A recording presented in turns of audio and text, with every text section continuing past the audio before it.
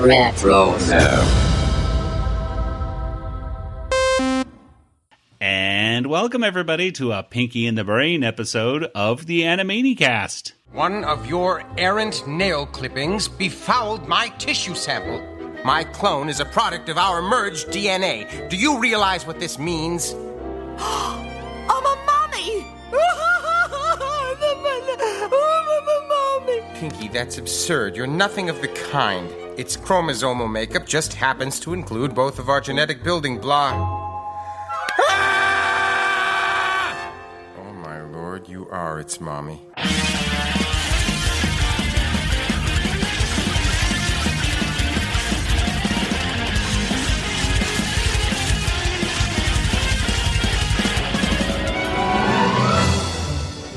And welcome everybody once again to the Animanicast. This, of course, is the podcast that is exclusively dedicated to the animated television series Animaniacs and absolutely nothing else. But you might be asking yourself, what are we going to do tonight? Well, the same thing we do every night. We try to talk about Pinky in the Brain. That's right. We don't just talk exclusively about Animaniacs. We also talk about Freakazoid and Tiny Toon Adventures. And yes, tonight is Pinky in the Brain. We're going to revisit all the cultural references and gags. And of course, in the end, we're going to give this episode of Pinky and the Brain a water tower rating. I am Joey, and joining me once again are my co-hosts. There's my brother Nathan. I have no clothes. Good. And across the country in Georgia, there's Kelly. Begun the Clone Wars have. Oh. Yes, we have a lot of Star Wars. Star Wars kept popping to my head for a lot for this episode. I wonder why. Yes, today we are talking about the 11th episode of the second season of Pinky in the Brain. That's right. It's not just a shipping term. It's also an episode. We're talking about Brinky. Yeah. Now, if you were to describe this episode of Pinky in the Brain in just a few words, what would you tell people, Nathan? It's like if Pinky in the Brain got married and had a kid, and that's what it would be like. Pretty much. And Kelly, what about you? Michael Crichton. Michael Crichton. Yep. Like Michael Crichton. Yes. That sums it up. Well, before we get into today's episode, I think we've got to go to a very special message from two friends of the show. It's the creator of Animaniacs, Tom Ruegger, and the voice of Freakazoid himself, Paul Rugg. Let's take it away, Tom. We interrupt our program to bring you this important message. Hey kids, what are you doing September 22nd, 23rd, 24th? Nothing! Exactly. So where do you need to be on those 3 days? You need to be in Salt Lake City at FanX. You can hang out with Paul Rugg and me, Tom Ruegger. Right, Paul? That's absolutely right, Tom. Tom, what are those dates again for the kids at home? It's September 22nd, 23rd, 24th. That's Thursday, Friday, Saturday in Salt Lake City. And come celebrate the 50th anniversary of Freakazoid. We're going to have a whole panel about the 50th anniversary. Very excited about it. You'll learn everything you ever wanted to know about Freakazoid. All your questions will be answered. Any questions about Freakazoid? Yes? Also, you could see a whole panel about Animaniacs, too, about how that was created. And again, we're there for you to answer your burning questions about all the shows that we've worked on. Well, Tom I'm there for the churros. Speaking of which, guess where our booths are located? Oh, would it be right next to the food court or food court adjacent? We are food court adjacent. Grab a snack and just come by, and we'll have napkins, right? We'll have napkins and moist towelettes in a sanitary container. So we're ready for you. Are you ready for us? And please, for goodness sake, buy something. It's FanX. 50th anniversary of Freakazoid. Doesn't come around very often, just every 50 years. But wait, when did we do Freakazoid? That was like, what, 90? That was 27 years ago. Okay, we're not going to be around for the 50th, so let's get it done. Math isn't important. The numbers to remember, September 22nd, 23rd, 24th, Salt Lake City, FanX. Bring us some funeral potatoes. Well, that was great. sounds super exciting. Will you be there, Joey? I'm going to be there. I'm there. I'm not there right now, but I will be there. Okay. I'll absolutely be there. What if Nathan, someone's listening to it on that day? then I'm there. Okay. I'm here. I'm here. Find me. I might be right behind you. Turn around. Okay. Now, yes, I will be there with Tom and Paul and helping them out and with that and some panels. And oh my gosh, it's going to be so much fun. Make sure you get to Salt Lake if you're at all close or far. Unfortunately, Nathan and Kelly won't be able to come this time. So sad. But hopefully this will be the beginning of many, many cons to come. Y'all need to message DragonCon, our listeners, and tell them that you want them to be at DragonCon and be guests, and then they can also fill out an application. But I think also it helps if people tell them they want to see them here. Yeah. Absolutely. If you don't tell Paul and Tom, hey, come to this place. No, you tell that place. Tell DragonCon, like, we want Paul and Tom.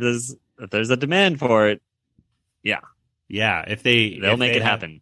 Exactly. You can have them email me, by the way, animanicast@gmail.com. Just say, hey, go talk to Joey. He'll get Tom and Paul. We'll send them over to, I don't know, Timbuktu. We don't know where. We'll send them wherever the demand is. But the Rock of Gibraltar. Yes. Yay.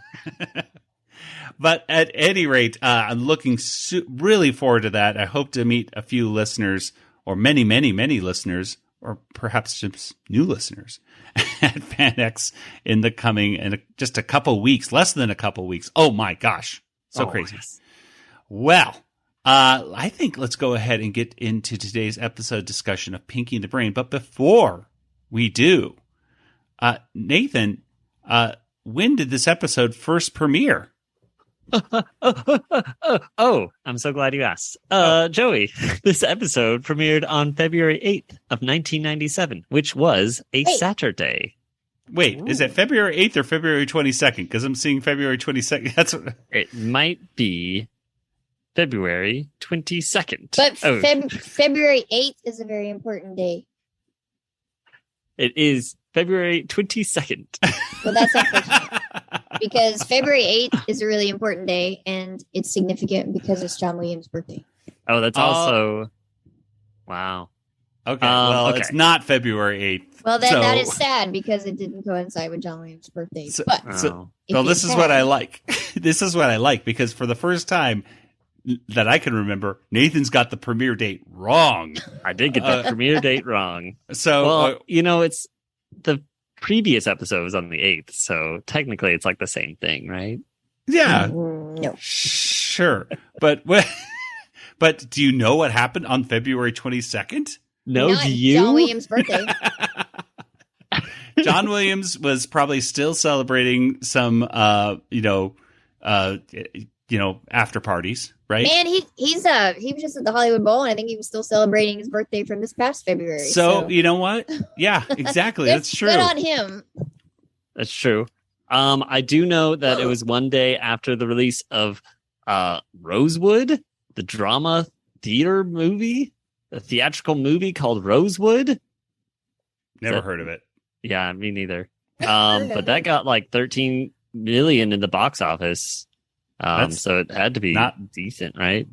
I don't. Was that a lot back then? I don't think 1997. I still think no. It wasn't. It mostly didn't do well. I mean, but then again, it is like a season, not a big season for movies. February, that's like you dump movies. I mean, we had Star Wars come out at the end of January of this year, so that was cool. So that's where that was like in the theaters. That's true. That's the 1997. That was so like when you're saying Star Wars, I was like, that was a special edition. That was the special edition. Was that 97? Mm-hmm. Yeah. 1997 when A New Hope came out. Man, they had them. They released like in January, February, March, didn't they?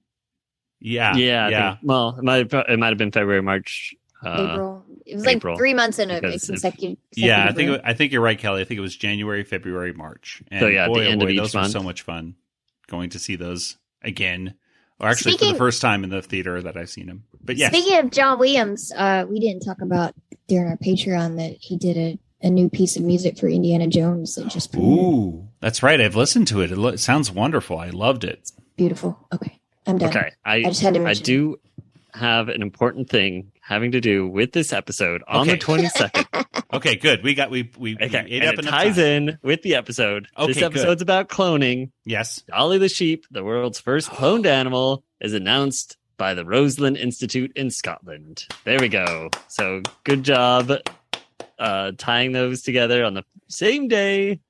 They knew it was going to happen. Amazing that both came out. Now that is the best connection, I think, and we happened to just stumble into that through that. That was great. You never know what a discussion about John Williams will get you to. All right. There we go. Well, fantastic. Thank you, Nathan. Let's go ahead and get to our episode discussion. Yes, this is an episode that I was very excited to get to. It was selected by our patrons over at patreon.com/Animaniacast. And I've just seen it many, many, many, many times over the past few years, of course, because of the popular shipping there has been between Pinky and the Brain as a couple. And I knew that this episode existed. I had never seen it beforehand. I'm assuming Nathan, Kelly, neither of you have either. No, I didn't even know that the name Brinky was canon.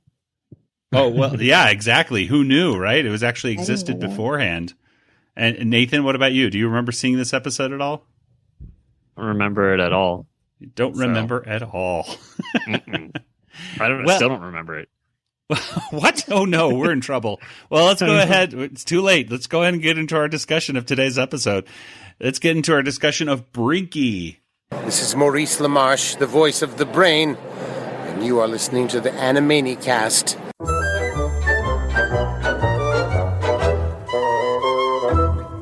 And Brinky was written by David Fury and Ellen Hampton, and it was directed by Kirk Tingblad, the director with the best name, I think, other than John McClanahan. Other than that, Kirk Tingblad, I think, has the best name.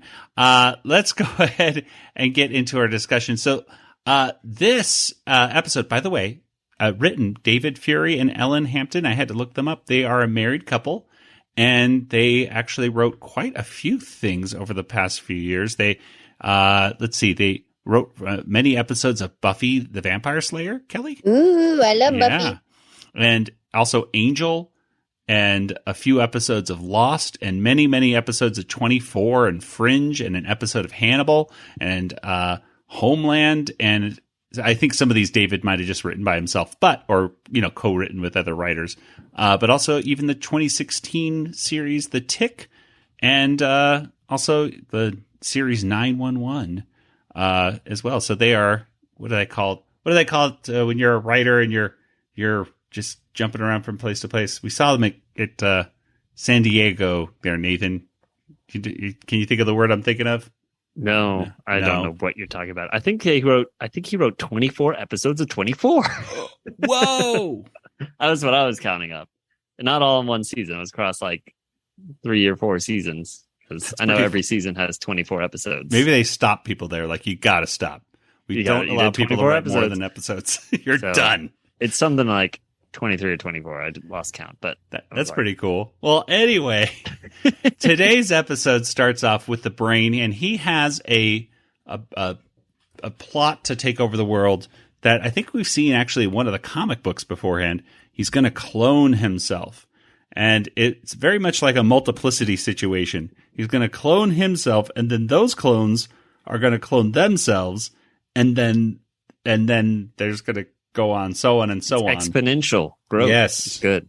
After a modicum of study, I will take a new sample from the prototype and make 2 more clones. Then they'll make 2 clones, and they'll make 2 clones, and so on, and so on, and, well, you get the idea.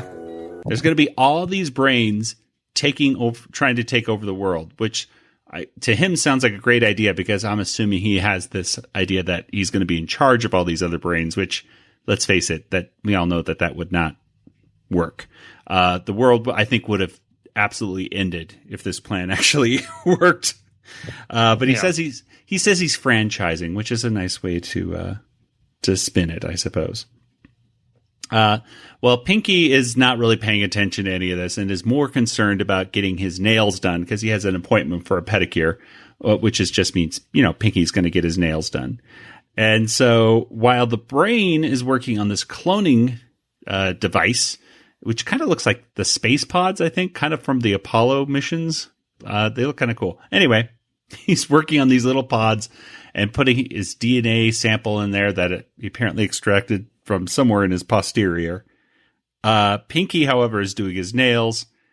And as the machine is running, one of Pinky's toenail clippings goes flying through the air and lands right into the machine, which is like bursting at the seams. They're trying to, it's trying to keep the door shut. So they try to hold it shut. And wouldn't you know it, a merger has been completed at the end. And they have a cool AOL reference with, "You've got a mail." File's done. You've got a mail. File's done. You've got mail. At the end right there. And there's a cute little baby inside, and the merger was complete. Oh my gosh, the merger of the DNA of Pinky and the brain. Brinky. Brinky has been the birth of Brinky. That's kind of hard to say 5 times fast. Anyway, that's what happens in the first segment. So yeah, it did remind me of Multiplicity quite a bit. Just the idea of cloning right there. In fact, I was watching it again with my wife, and she was like, "Is this Multiplicity?" But we know that plan would not have worked, because once you make a copy of a copy, it's like a Xerox machine, right? And then it starts not really working after a while. Multiplicity, I think, is a movie that's just not people forget about it. But anyway, there's a lot of cultural references in this entire episode, and I wrote down some of them. And Nathan Kelly, feel free to catch me if I'm missing stuff as I'm going, because I'm just going off of the stuff that I noticed when I was writing it down. First of all, I have a Jean-Luc Picard exercise program. Mm-hmm. Set your buttocks to stun, which I thought was very funny. And then the music sounded a little bit like the Next Generation theme. Yes, it was very cool. And 3 repeaters. Make it so. Engage. Number 1. Number 2. Number 3. Do you feel it? I do, Jean-Luc. I feel it. Nerve. Set buttocks to stun. They mentioned lowest form of life, and Pinky thinks it's Pauly Shore. Allow me to tell you of my idea.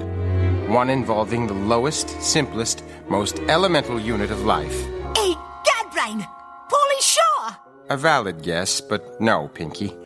Very good 90s joke, because Pauly Shore, well, he had so many, there's Encino Man, which I think is probably that was the only one that was movie. halfway decent. Yeah, also exactly. Because Brendan Fraser, but Encino Man was actually funny. Right. So. Jury Duty, and then, they had the Army. What is that? Is that in the Army now? I'm not exactly even sure. Biodome, all these films that I don't know if they're going to be really remembered more. I think Encino Man's the one that has legs, perhaps, but who knows? There's probably some pretty offensive stuff in Encino Man. Brendan Fraser's making a resurgence, so I think people will probably go back and watch Encino Man. But I hope so. A long time, so I have no idea if it holds up. But I just remember my brother and I used to quote it all the time. It's always upsetting when you go back to watch like a movie that you loved a lot as a kid as being like almost like a wholesome kind of thing, and like Bill and Ted, like there's some they drop the other F-bomb when it comes to it's like a homosexual slur in that movie. I think both in the first Bill and Ted and the second Bill and Ted, which at the time you didn't really bat an eye, and most kids probably laughed at, unfortunately. And of course, today you watch it, you go, "Oh no, not Bill, Ted, no, I liked you." So yeah, even in this episode, they get to some stuff that makes you go, "Oh no, why did they say that?" At any rate, let's see what else we got here. I was just about to read some stuff and my notes closed down. Okay, here we go. They're back up again. So, let's see here. I think that's pretty much it. Yeah, other than that's all I have for that first. Yeah, the AOL thing I mentioned. There's also just other little things that I didn't catch like the first time, like when Pinky is holding the door closed and the brain asks him to push. He starts breathing like Lamaze breathing. Well, frantic Lamaze breathing, like push, that stuff. Push. Yeah, all that stuff. Yeah, that stuff, which I didn't catch until I was listening later. I was like, oh, I see what they're doing. Pinky! Push, Pinky! Push! Anyway, what are some moments in this first segment that you really liked or thought were funny? Kelly, let's start with you. I thought it was funny when Pinky was talking about he was recovering from a pulled muscle, and Brain said, "The one in your head." Careful, Brain. You know I'm still recovering from a pulled muscle. The one in your head? Exactly. It was last week when I had that idea. Now, what was it? Ow! I did it again. No. Yes. I thought that was funny. And there's a great callback to it in the third segment, too. Yeah. So, that's a great joke at the beginning. Nathan, and what did you think?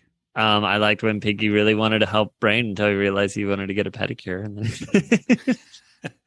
He has his priorities straight. Yeah. I liked the small things, like even just when Pinky's like, hold on, Brain, and he's like walking on his heels. Yeah, it just to come to him. It's just that simple little that simple stuff that you don't really call attention to, but you're like, yeah, I've seen my mom, walking through the house with her toes up in the air after she's painted her nails. Doesn't want to get her nails. Yeah, exactly. Can't get them on the carpet, Yeah.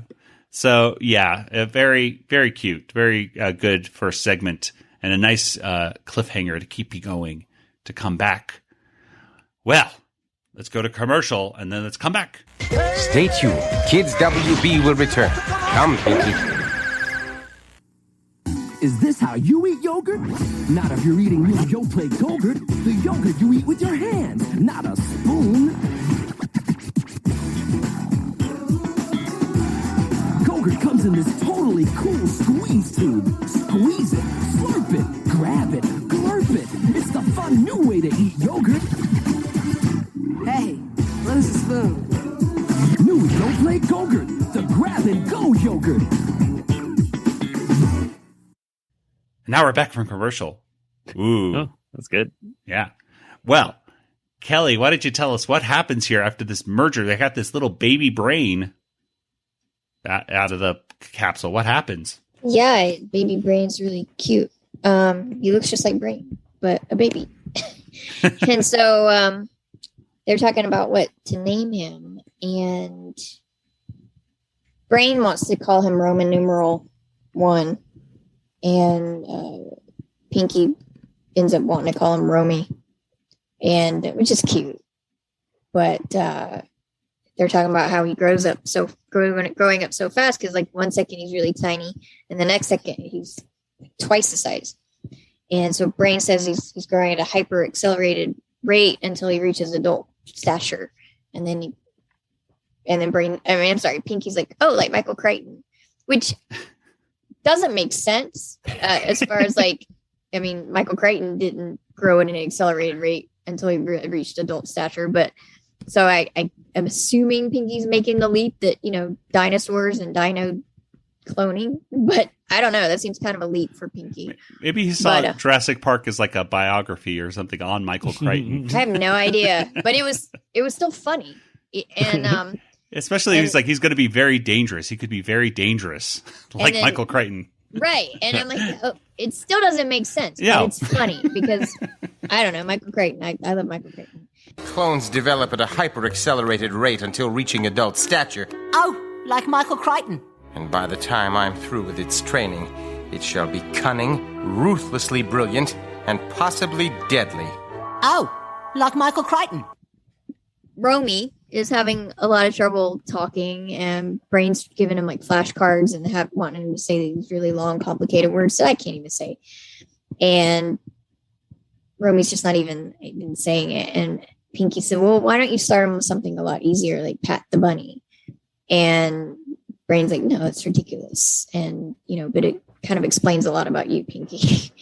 So, but Romy his first word ends up being narf.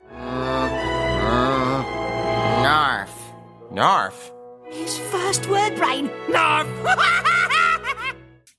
Brain's so befuddled. He doesn't know what happened. And he ends up seeing that the computer is flashing, that, there was an unknown contamination. And so he kind of like backtracks it and wants to see what the contamination was. And finally figures out that it was Pinky's toenail, one of his nails. And that the DNA strands had merged. And so Pinky is like, oh, I'm a mommy. And Brain's like, no, just combined from both of our DNAs. And oh yeah, you actually are a mommy. Oh no. And he's just horrified. And then Pinky's doing something and Brain's like, what are you doing? And he's like, I'm making a refrigerator to display Romy's drawings. And Romy does some actually really good art. And vocabulary increases and really starts to get taller and taller. They keep marking his height on a little ruler. And there's even a sign that says you must be taller than the sign for world domination, which I thought was really cute. And Brain's trying to get him ready and prepared to take over the world. But Romy doesn't want to take over the world. He wants to be a ventriloquist. What, pray tell, is more important than taking over the world? I don't know. I want to be a ventriloquist. A ventriloquist? Oh, yes, of course. Certainly that's a growth industry. Perhaps you can use Pinky as your dummy. Oh, no, not me. I was blacklisted during the Charlie McCarthy hearings. Great reference to the McCarthy hearings right there with blacklisting. With right. Yeah. Communism stuff. Look it up, folks. It's a good joke. Yeah. Yeah. Well, I mean, we can explain, but because like Charlie McCarthy was a dummy. Charlie McCarthy was the dummy. If you're looking for good Charlie McCarthy stuff, you got to check out Fun and Fancy Free, which is Mickey and the Beanstalk. I think it's on Disney Plus. Really great Charlie McCarthy, Edgar Bergen stuff. Edgar Bergen's daughter is Candace Bergen, who is Murphy Brown. So yeah, she's still doing stuff from time to time. And I think Edgar Bergen was on an episode of The Muppet Show. He was definitely in the Muppet movie, and I think he probably was in the Muppet. I think he was, in the Muppet Show as well. So, I'm watching all those old episodes on Disney Plus also. So I need to. I still haven't done it. Okay, it's good in like one or two spurts, and sometimes skipping past some of those segments where they're just kind of singing, and you're like, I don't know who this person is. I'm just gonna do the 15-second ahead button every now and then. Shameful. I know, but sometimes celebrities from the 70s don't do it for me. So anyway. Anyway, they start arguing, and Brain really is sort of yelling at Romy, like, he's the father and the kid, and they see eye to eye, and then Romy ends up running away. You've got to go after him, Brain. For God's sake, he's your clown! I have no clone. This is like the family has been split up. It's tragic. Mm-hmm. Tragic, I tell you. Well, there's a lot of stuff in this one. They're first of all trying to figure out the name, and at one point Pinky says, "Oh, I know, socks." Oh no, that's what I call my socks. And it's to a kid now, it's like, oh yeah, because that's funny because socks. But Socks, there was Socks the cat, who was Bill Clinton's cat at the time of this. So, at the time, calling something Socks, like people would get it, Now, the one thing that I didn't get was the next name, which was Mandingo. Yeah, I had to look that one up. And that is that is a reference that I kind of wish they just deleted that from reshowings, because even at the time, it's number one, it's a movie based on a book, but the book / movie is very mixed reviews. Apparently it was a blockbuster, it was a box office success. I don't think it was a blockbuster. Box office success. But like Roger Ebert, I read a little bit of his review. He just called it racist trash, I believe, his review. It's, you know, it's about slavery. It's a, you know. It was, I just looked it up a moment ago myself, and it was like from 1972, right? So it was like in the early 70s. Yeah. So it was already an old movie at the time. This cartoon was made. Right. So you might have been looking at it. It's almost as old as this episode is from us from right now. That's how old it is. Ooh. But yeah, that's a reference to a time and movie that I think should just be forgotten. So yeah. Anyway, and it's usually I think it's been used in kind of as a racist term as well for African Americans, if I'm not mistaken. So I don't know. I might be wrong with that. All I know is when I heard that, I was like, I don't think you should be saying that, Brinky. At any rate. Doesn't even start with a K. Exactly. I don't know about you, Kelly, but I mentioned it before. But when Romy really did look like Baby Yoda to me a lot, with the big old eyes and ears. I don't know about that, but he was cute. Yeah. It did make me think about Star Wars, though, because, of course, this is on an accelerated growth pattern, much like the clones. I was thinking of the about Clone that, Wars. too. Yep. Yeah. And I was thinking, what if, like, Django, like, was actually holding one of the baby clones in Camino, and, like, he's just rocking it kind of like Pinky was, and it just, like, got huge, like, in his hands. I thought that's an episode of the Clone Wars they should have done. Oh, boy, that would have been hilarious. Anyway, there's still time. There's a story out there somewhere. Lucasfilm can do it. Anyway. It's kind of interesting to note that the young voice of Romy is Maurice LaMarche, and yet when he gets older, he turns into Rob Paulson does the voice of Romy. Yeah, and when he's young, he's more like Pinky. Yes. Like as he gets older, he gets more serious, and when he's young, he's saying like all he can say is, you know, Pinkyisms. Yeah. And as he gets older, he can start speaking more complete, smarter sentences. So it's fun. Right. Pinky, as soon as he finds out he's a mommy, asks to get in contact with the La Leche League, which is a program to help breastfeeding mothers. And, of course, there's the Dr. Spock book, which I don't know if the Dr. Spock books are still as popular as they used to be. But, you know, Dr. Spock, who was alive into his 90s, taught people how to, you know, child psychology and stuff like that for many, many years in the 20th century, at least. So there you go. When Romy was his dumber version, younger version, he was also wrapping his head with saran wrap, or maybe it was tape. Kind of reminded me of Pee Wee Herman. I think it was tape. Yeah, I think, but it's so big because it's... That's true. It looked like saran wrap to me, but it had to be... Yeah. So basically, it was kind of doing almost like a Pee Wee Herman bit, but thing. So I thought that was cute. Romy is also, by the way, a very good artist. He starts off pretty simple, but he gets to pretty... as he gets older, he gets much, much better. The brain, of course, is not very supportive of all that. The Pinky's very supportive parent.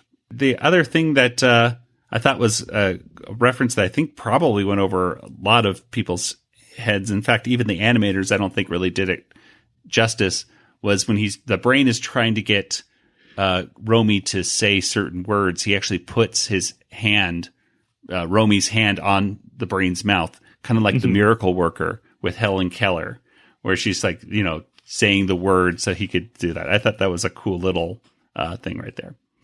And then finally they mention, you know, Who's Afraid of Virginia Woolf, which is a play, I believe movie as well. I don't know which one came first. I'm assuming the play. But I haven't seen it because I'm not really into the movies / plays about two miserable people bickering at each other for a long time and drinking. But I think that's pretty much what it's about, right? Anybody? I haven't seen it. I know Virginia Woolf's an author. Oh, there you go. That I studied some in, you know, when I was an English major, but I have no idea what the play has to do with Virginia Woolf, if anything, the author. So, well, I don't know. It's one of those like classic movies that I've just never seen. I like old movies, but It's probably one of those movies I'll probably check out one of these days, you know? I really want to get back to these things. In fact, I'd love to do something for Patreon or something where if we kind of go to an episode of Pinky the Brain or Animaniacs or whatever that's heavily influenced by one particular movie, and then we watch that movie or something. Because that would be kind of... That'd be fun. Like, Animaniacs Pinky the Brain movie club. Yeah. Ooh, the movie club. I love it. Yeah. Look forward to that. I just came up with an idea. Yeah. Hey. Ow! I did it again. No. Yeah, that's pretty much it. But any other things in the second part that made you laugh or smile or things that I missed? Nathan, what do you think? Yeah, I liked when Rami's first words, the Narvzord, Fizzly Posh, like a whole sentence. Yes, that was great. Zord, fiddly posh. Narv, Zord. Fiddly posh. Hey, Dad, a whole sentence. A whole sentence. Kelly, what about you? I already mentioned mine. All right. Well, I really should save them because I always know you're going to ask me this question, but I always go through them when I give my narration. Rami kind of remind me of like a Simpsons character or Fry or something, like just the way he like looks for some reason. I kept thinking like he looks like he could be in the Simpsons, like with the two teeth out like that, like if they were doing a parody of Pinky and the Brain. Yeah, they would on the Simpsons, it would look like Rami.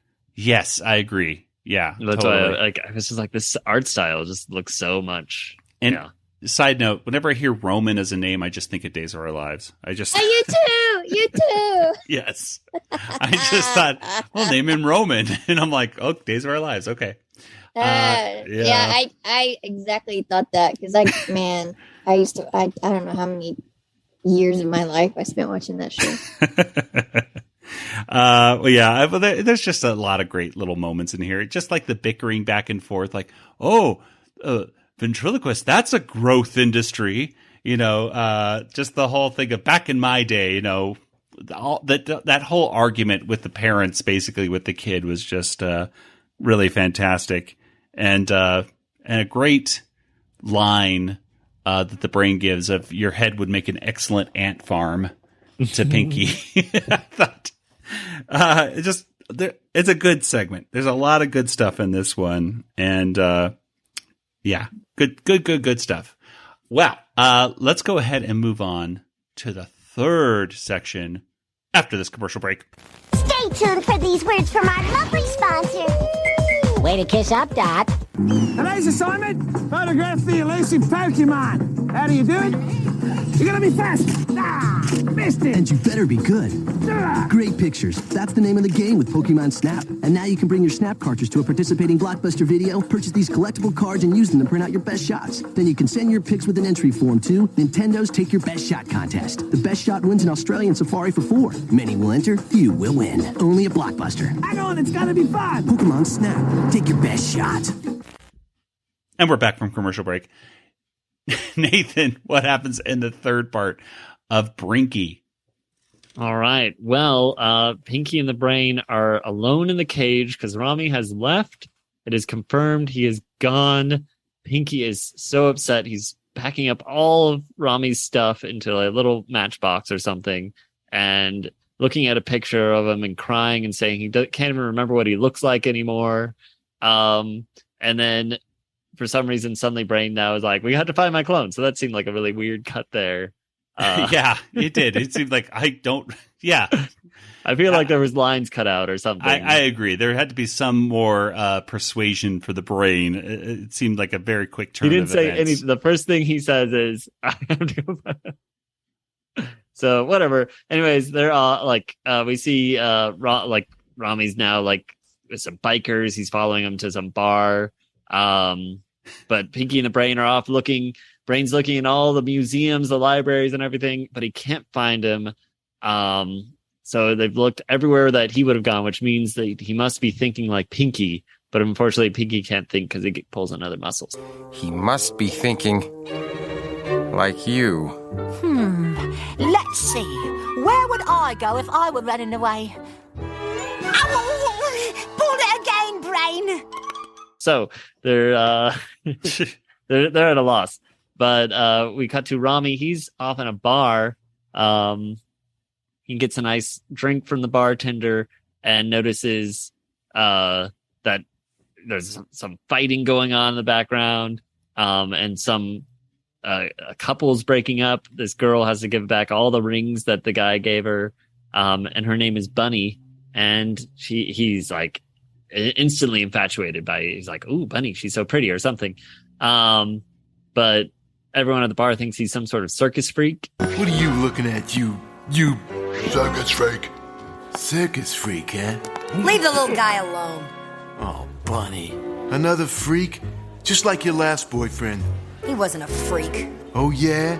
The bearded man who breathed air and floated in the water? Not a freak? And now this? Actually, I'm a cloned lab mouse. And I guess she also has been dating a circus freak that could float in water. And breathe air. Breathe air. And he has a beard. Yeah, that's a circus freak. Yeah. He's not a circus freak. Yeah. So Rami ends up biting the mean man and threatening to bite everyone in the bar. And so everyone runs out except for Bunny, who's like, "Hey, I've had my rabies shot or something." I don't mind. Yeah, bite me, baby. That was very suggestive. Yeah. And even the suggestive yes at the end. Yes. Whoa. Always. Anybody else want a little circus in their blood? I've had my shots. Bite me. Yes. That was definitely reminded me of the brain there. Yeah. And meanwhile, we cut to Pinky and the Brain. They're on the Ricky Lake show.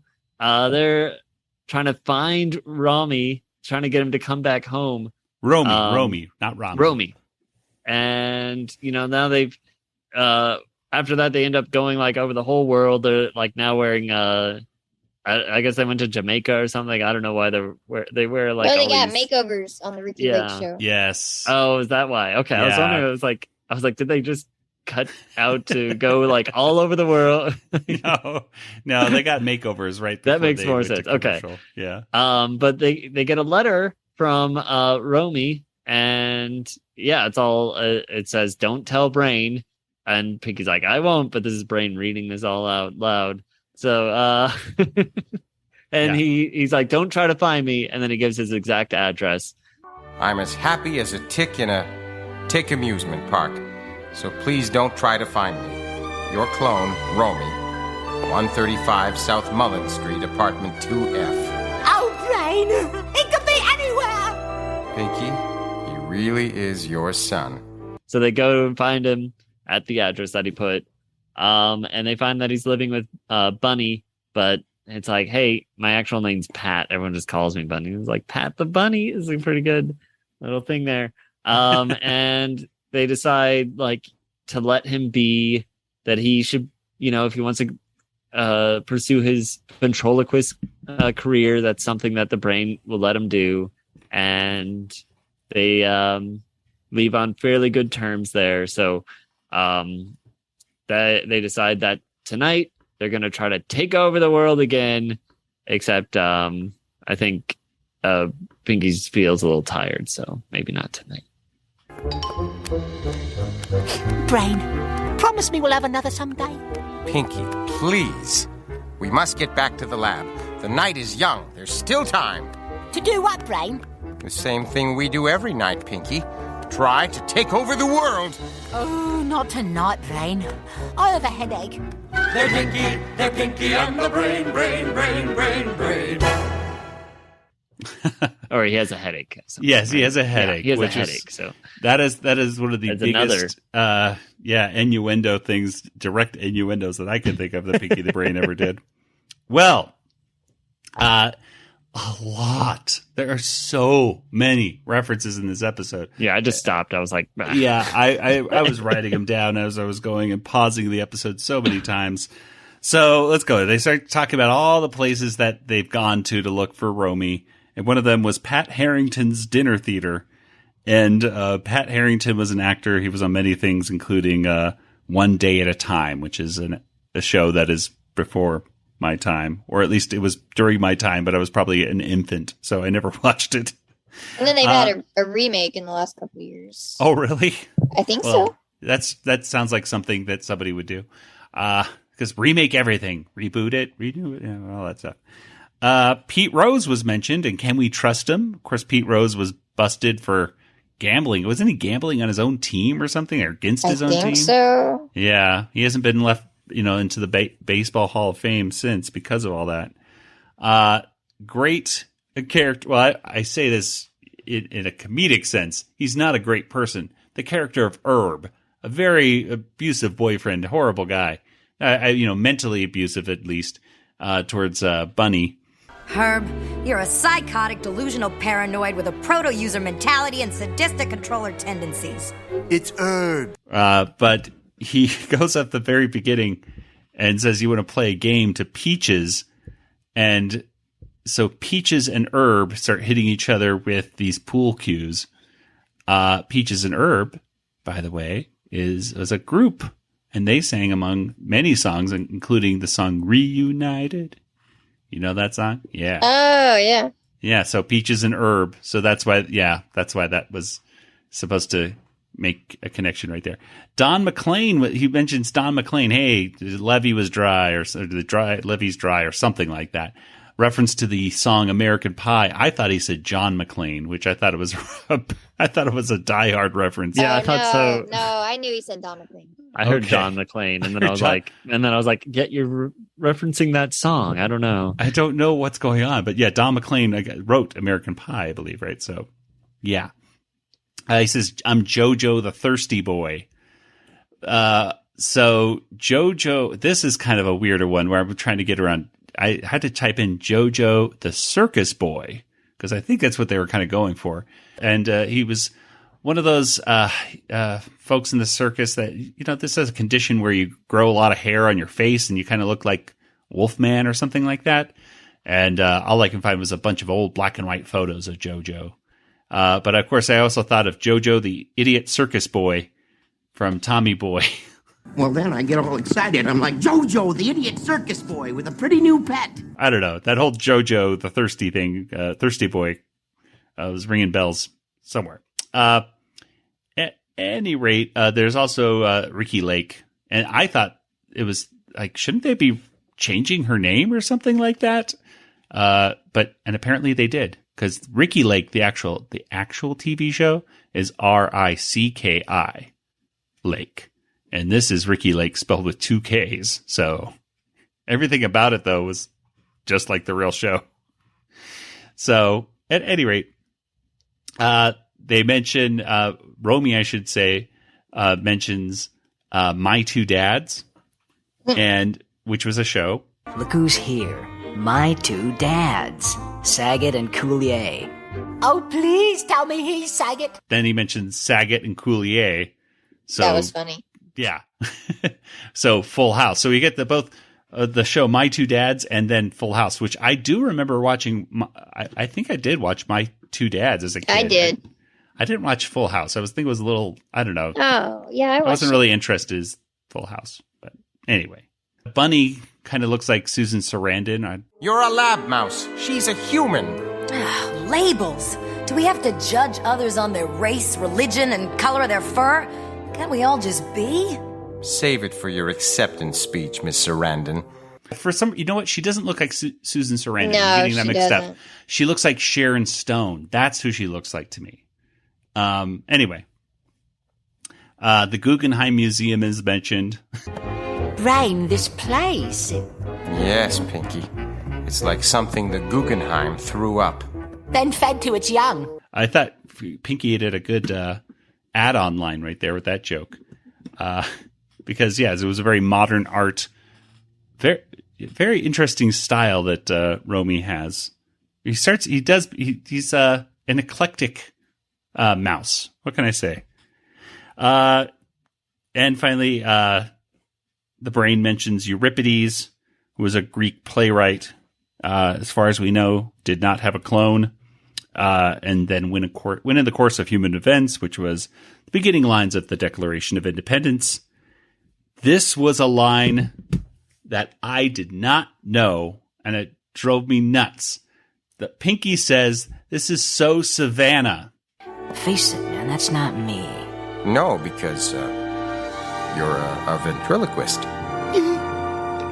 Oh, this is so Savannah. There was a TV show. It was a TV show. I didn't know about this. It was like kind of a soap opera kind of thing. Yes, it was a primetime soap opera on the WB. So there you go. Any chance that these shows have to do the synergy reference to the WB in these years, they do it. I don't think it lasted very long. Maybe a season, maybe half a season. But I think it lasted at least 2 seasons because really? I found a clip right here which I'll play for our audience, which I think is so. In fact, I'm going to play it to you guys too because it's really short, but this is hilarious. This is like the most soap opera-y example of stuff in the world. Let me share this clip. I swear to God, I saw you dead and buried. Yeah, I heard folks in Savannah like ghost stories. But do you actually think a man can rise from his grave? You kiss just like him. I didn't mean to take advantage. I had to prove I'm flesh and blood. I'm Travis's brother, Nick. This is the most soap opera-y stuff in the world. So it seems, very dramatic, very much the same stuff that's going on right now. Very emotional soap opera-y stuff in this episode. Of course, they mentioned the Grateful Dead, and should we mention it, or do you want to tell them or me? I believe this is right after Jerry Garcia had died, and so the Grateful Dead was no longer touring at this point. At any rate, that's a lot of references. That's a lot of stuff. I will mention one last thing before I forget. The music that plays for Brinky's or / Romy's theme is basically the Pinky the Brain theme, but just like on its head or put down an octave or up. I don't know. The Bernsteins, I believe, were the ones that did the compositions for this, and I think I'll have to ask them about it. But the Pinky and the Brain, they're Pinky and the Brain, they're Pinky and the Brain, and the theme when you listen to Romy's theme, it's like.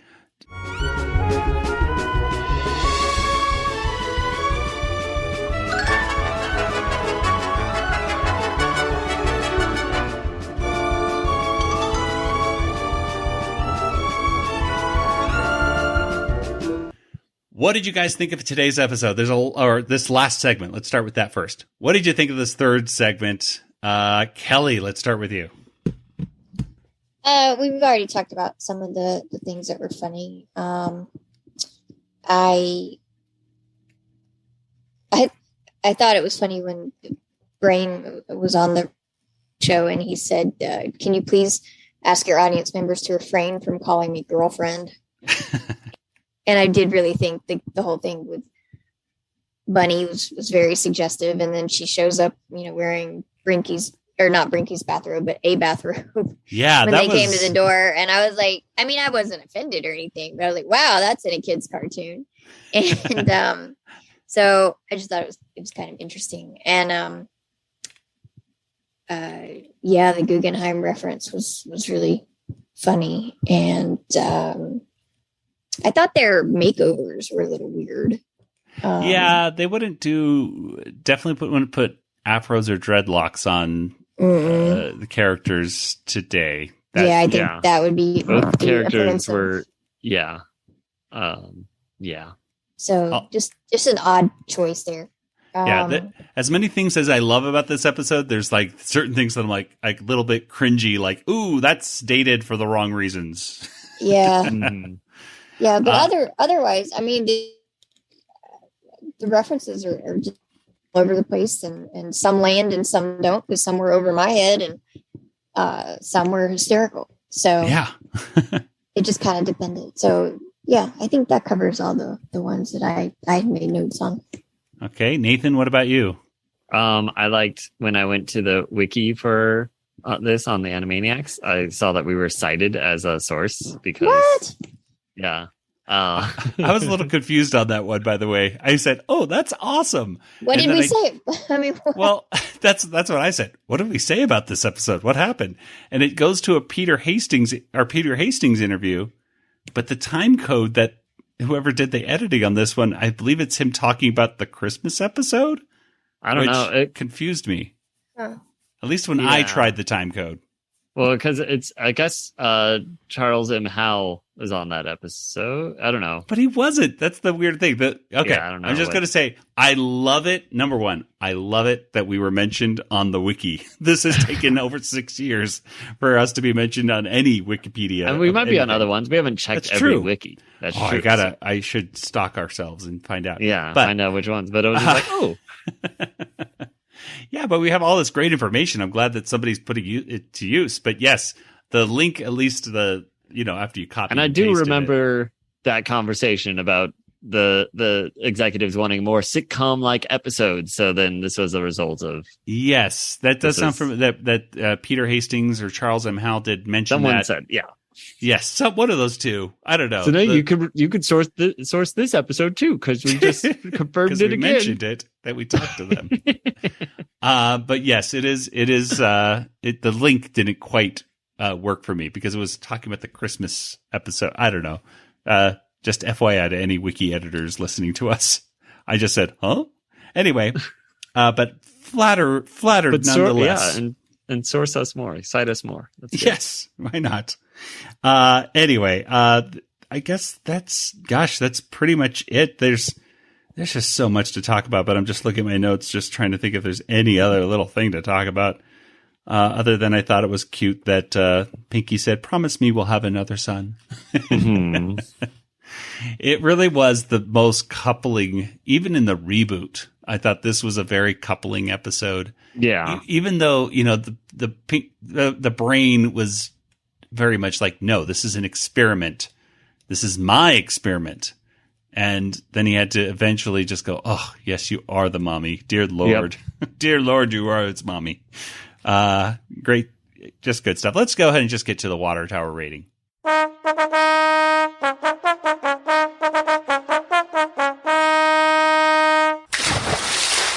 Out of 5 water towers, how many would you give this episode of Pinky and the Brain?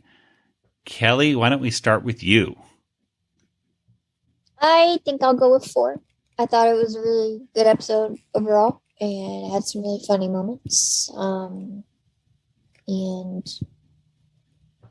thought it was a good story and good writing and just great. All right, Nathan, what about you? I'm also going to go with 4. I thought that there were a lot of really good jokes and just a couple things that just didn't quite stand up to the times. But overall, I thought it was just very good and funny. And it had to happen eventually. We finally got them shipped. And yeah, we had it. And I'm going to give this one 4.5. I am almost saying it's perfect. Other than some things didn't quite. I don't know if it was the pacing or some of the jokes just didn't quite land, but definitely and then some of the one weird cut. Yeah, but really, honestly, just some of the outdated reference or just references that really make you go, oh no, could not make this a perfect episode.